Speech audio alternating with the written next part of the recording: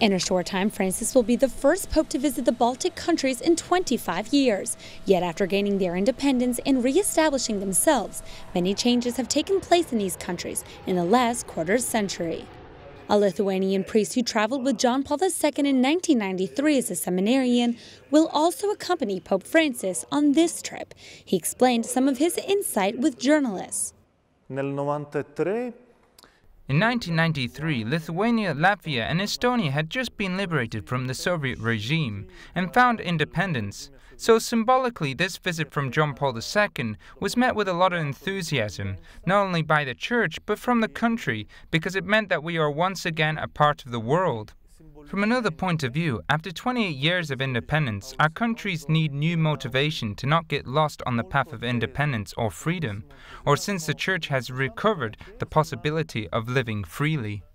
Monsignor Kulbokas insists that the Pope can provide this boost of motivation for the Church and potentially destroy the fear of the institution within the country.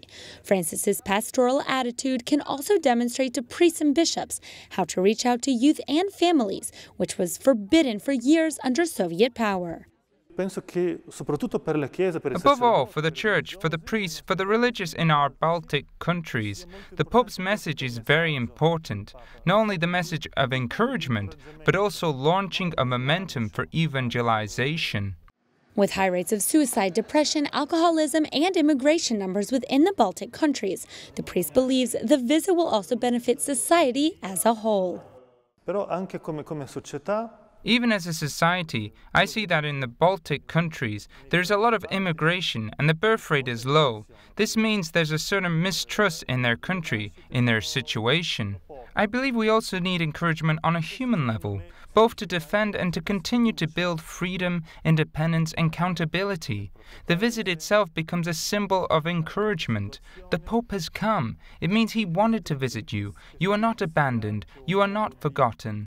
While smaller crowds are expected for Francis's papal visit, this Lithuanian priest is hopeful that numbers won't directly affect how Pope Francis's message of courage, joy, and encouragement are transmitted to his native land.